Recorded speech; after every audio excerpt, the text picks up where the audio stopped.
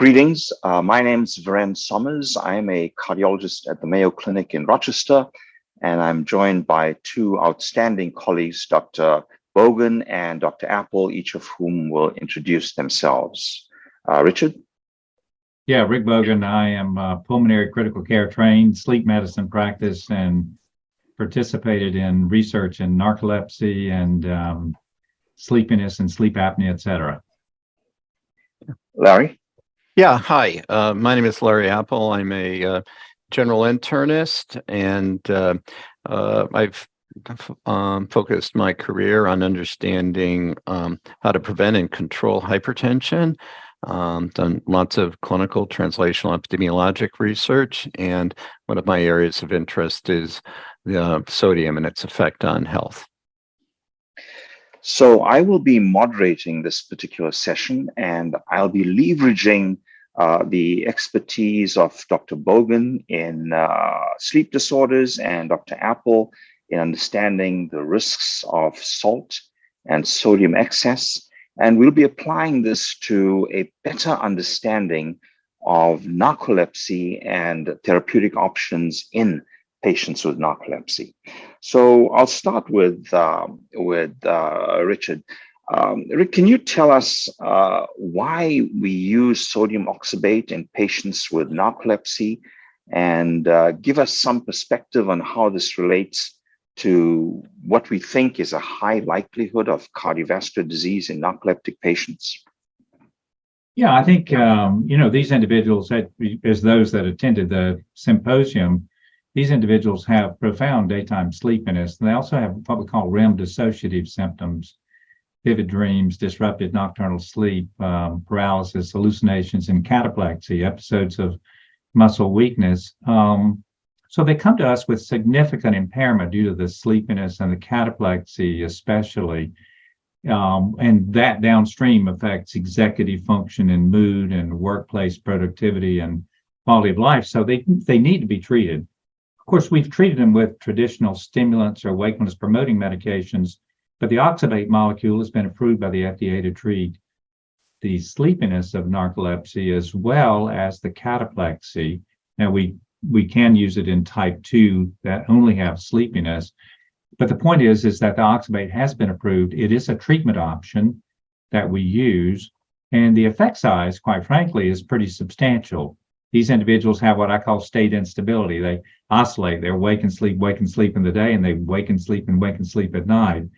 And the drug itself is not approved to treat the sleep itself, but the individuals tell us their sleep is more natural, less dreams, less of the REM dissociative symptoms, easier to wake up, and less sleepiness and less cataplexy, which is what the drug is approved for. So it is a very important aspect of the therapy in our patients, mainly because it's efficacious and the effect size is quite substantial. So it really is sort of the mainstay, the oxybate moiety, whether it's low sodium or the regular sodium oxybate that we use. So thanks for that excellent explanation. So I remember the Bond study from, I think, 2017, where they reported that people with narcolepsy tended to have a high prevalence of comorbid cardiovascular diseases.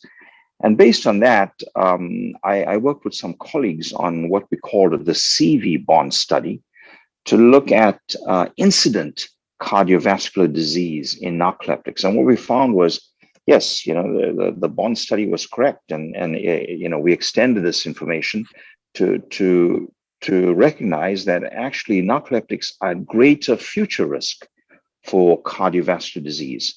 So in that context, what are your thoughts on stimulants in patients with narcolepsy? Do you think that could potentially increase the future cardiovascular risk given their hemodynamic and other effects? Yeah, I'll ping Dr. Appel as well, but obviously these drugs do increase sympathetic tone. When we wake up, we get an increase in sympathetic tone. When we go to sleep, sympathetic tone decreases. And as you've discussed, when we have decrease in sympathetic tone, we have dipping in the night, our heart rate and blood pressure drops, our core body temperature drops. And patients with narcolepsy, particularly type 1, don't make orexin. And orexin is the neuropeptide that stimulates all this awake process, including hypothalamic pituitary axis and autonomic tone and wakefulness. So people with narcolepsy were really interested in what happens when they have these sort of auto-regulatory aspects disrupted by this orexin deficiency.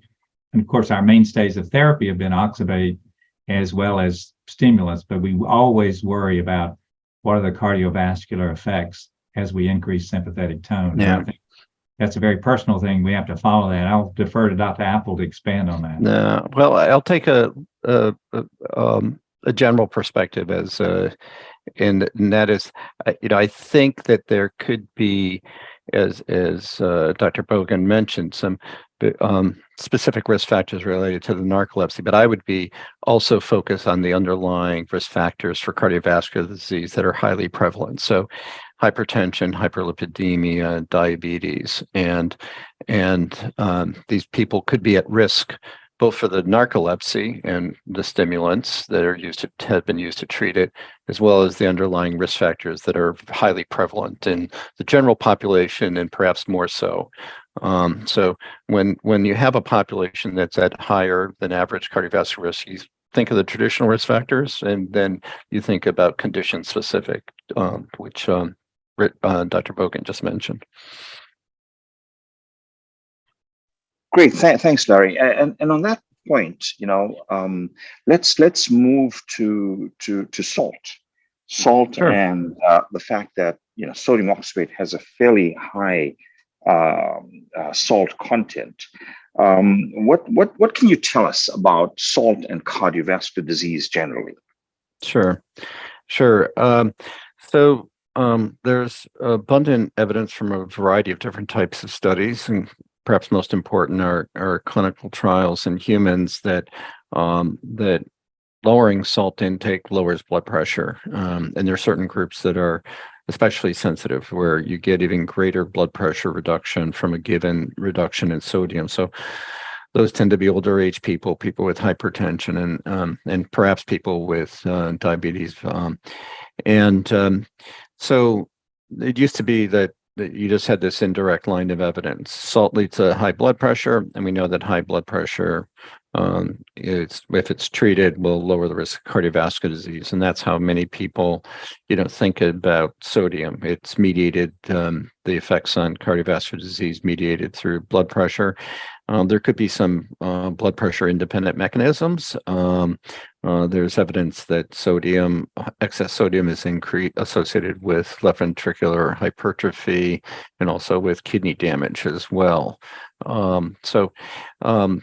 And there has been some controversy in the medical literature, and that's largely related to some methodologic issues related to conducting observational studies. But we had a really important study done a few years ago, which really documented a direct progressive relationship. As blood pressure increases, so does the risk of cardiovascular disease. So, I think the case is really very strong that we should be reducing sodium intake as a means to reduce the risk of cardiovascular disease. So does salt affect everybody the same way? Is there genetic background? Dominance of that? Yeah. So it certainly has different effects in individuals, but I think that the big issue, actually, we just can't measure that. So there's been this term called salt sensitivity, where some people have a greater blood pressure response to a change in sodium. It's been hard to study even in a research setting, but almost impossible in a clinical setting. There is no test. I'm sure Dr. Bogan will agree. Do you have a test for salt sensitivity that you administer on your patients? I don't think so. I didn't have one when I was practicing, and so I'm sure there are. And that's why I mentioned that older age people in particular are very sensitive, and I think it actually has to do with the at least to some extent, with reduced kidney function in these individuals. Our EGFR or GFR is, declines. I can't say it's normal, but what is usual is a reduction of 1 ml per minute. So somebody in their 60s, like myself, has lower GFR than somebody in their 20s, 30s, 40s. And this, I think, is part of the reason why we have an age-related rise in blood pressure against the background of very high sodium levels in our diet. I was impressed, and maybe you can confirm this, but the data suggested that if you reduced your sodium intake by 1,000 milligrams a day, that you're going to see a signal in terms of blood pressure, heart rate, cardiovascular risk. I know we have a threshold, and also reducing the amount of sodium. Is that a valid assumption? Well, 1,000 milligrams is actually a pretty large reduction. In an average person may it is different, men and women. Men tend to consume more sodium than women, largely because of more food that they consume. But the average in men is around 3,500 milligrams. So when you say let's reduce sodium intake by 1,000, you're reducing it by around a third. That takes a fair amount of work to accomplish that. It means fighting the food supply. Got it. So I'm just going to digress just a little bit in terms of disparities in health and how some of the things we do affect different population groups in different ways. I'm aware that African Americans likely have a heightened sensitivity to salt. Yeah. I'm interested in what you think, Larry, about that. Yeah, and also then to Rick about what do you know about African Americans in narcolepsy? It's a difficult disease to diagnose, I know. Do we know anything about disparities in narcolepsy diagnosis or prevalence? Mm-hmm. Larry, you start with the first half, and then I guess Richard can take the second half. I apologize. I should have mentioned that yes, we have very good evidence that on average, blacks have greater salt sensitivity than whites. I've done some studies that documented this, and so the one thing that is you can say that's there's a negative here, that of course that they're at higher risk, but it also actually is beneficial when you think about it. If that they'll get for a given reduction in sodium, blacks on average will have a greater reduction than whites. Now, I mentioned that this is more quantitative than qualitative. Both groups, blacks and whites, will get reductions, but the reduction that occurs in blacks is greater than that of whites. And so we actually have, and I think this is really important, a means to some extent mitigate health disparities related to blood pressure.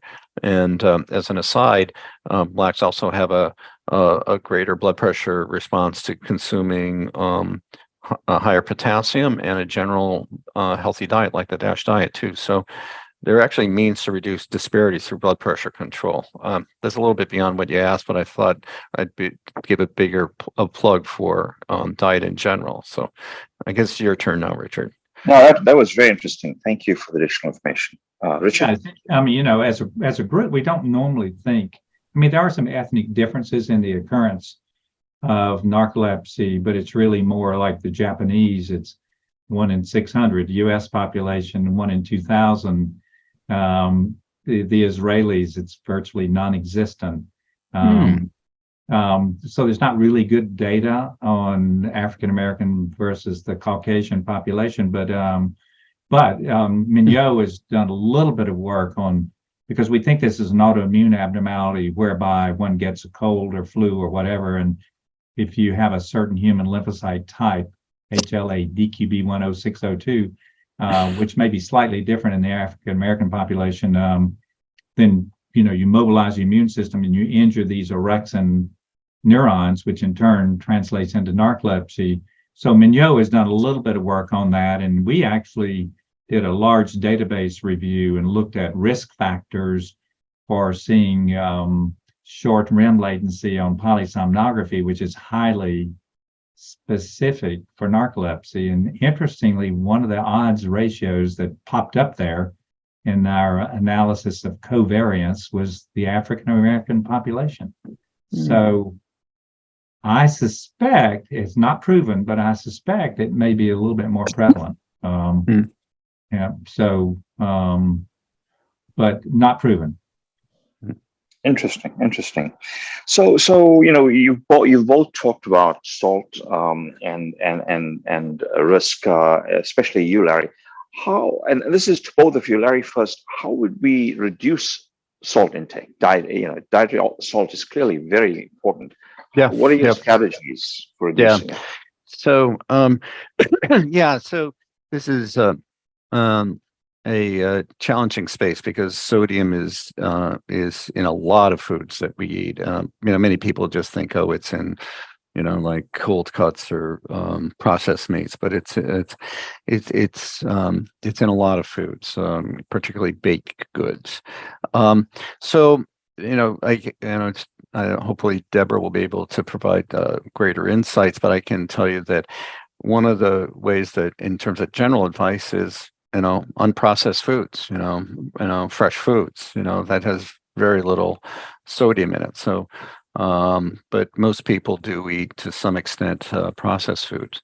What I think is sort of the way to think about this is most people have some sort of routine, what they eat for breakfast, what they eat for lunch and dinner. And if they can understand the sodium intake, the sodium content of the foods they're eating at these points in time, they can make certain choices. And you can have breads that are lower in sodium if you're eating sandwiches, and you can make decisions about sort of casserole type foods, which tend to be actually pretty high. When you have like these mixed meals, that's where a lot of sodium comes. One of the big areas to be really concerned about is sort of restaurant food, because that's where it's sort of out of your control. You don't eat it regularly, and food is often pretty high in sodium. So it's having to be careful and ask for reduced sodium that's added to the food, but it might already be there in large amounts. I myself have very characteristic patterns of eating. So I have a certain cereal that I like that's lower in sodium, and I use that. So that's a combination of granola, shredded wheat. That's a staple for the morning for me, 3 to 4 times a week. And then for lunch, I always have salads or vegetarian type salads, sandwiches, and then we cook mostly fresh foods at night. So that's and in general, that's a good diet anyways, I hope. But it's also probably much lower in sodium. It's very hard for an individual to actually measure it, and you can measure total intake with 24-hour urines, but that's rarely done, quite frankly, even in clinical practice. Great, that's very helpful. Thank you, Richard. Yeah, I think it'd be interesting to ask our dietitian, because I was surprised how much sodium was in a bagel. So it's one of our go-to. Yeah. But yeah, as far as medicines are concerned, obviously sodium oxybate, the dosage, typical therapeutic dosage, is around 6, 7.5, 9 grams. At 9 grams, you get 1.6 grams of sodium per day. So that's why we prescribe it. We obviously talk about sodium intake and comorbidities and cardiovascular risk and obesity and other things. Lifestyle changes are really important for us to address. And this is where the low sodium oxybate comes in. The low sodium oxybate, which has the same oxybate moiety at the same quantity, gram for gram, and has similar biological activity, even very similar pharmacokinetics, slightly different. But this is a calcium, magnesium, potassium, and sodium, but it ends up being a dramatic reduction in the sodium intake, 92, 93% reduction in sodium exposure. So it's a lot of reduction in sodium intake just by changing the medicine. So that's one of the things that we watch for, obviously. And of course, if people have unstable cardiovascular states, then we're very cautious, obviously, particularly with the Schedule II drugs, with the methylphenidate and the amphetamines. We're really tend to be more cautious, obviously, there. So I'm going to change gears for a minute or so and switch to potassium. What can both of you tell us? Larry, you first, about Yeah. potassium in the context of trying to cut down sodium. Yeah. So potassium has opposite effect on potassium intake. Dietary potassium has opposite effects on blood pressure compared to dietary sodium. So diets that are higher in potassium are associated with lower blood pressure.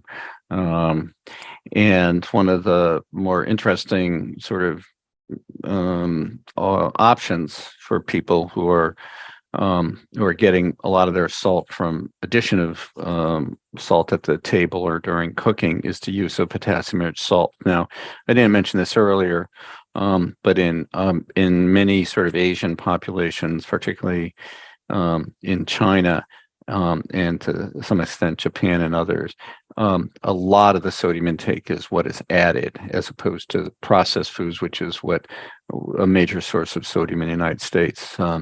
So potassium-rich salt, about 30% potassium, 70% sodium. That has been shown in many studies as a replacement for sodium to lower blood pressure. So, it's very well tolerated. There is it's some concerns about hyperkalemia that I think are a bit overblown in persons with impaired kidney function. But for the general population, that's a very reasonable approach, and the taste is virtually identical.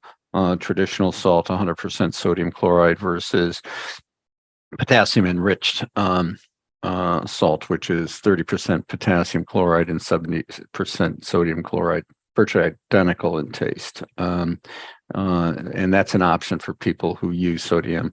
That's actually the sodium that I use at home, in recipes when it's the potassium enriched sodium. I just use about half the amount, and I use potassium the potassium enriched salt. Yeah, I would.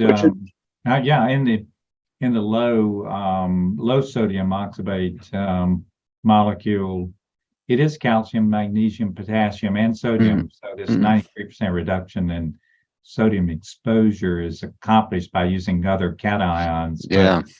But the other cations, including the potassium, are well below the daily dietary requirements. So it's not like excess potassium, excess calcium, magnesium. So you're not going to get much benefit by the low sodium oxybate other than the reduction in sodium exposure. Sodium, yeah.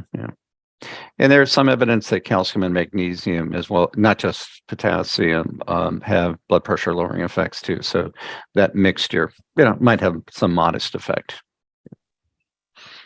Great. So I'm going to start wrapping this up in terms of how this applies to patient care. We've heard that narcoleptics tend to have a higher risk for cardiovascular disease.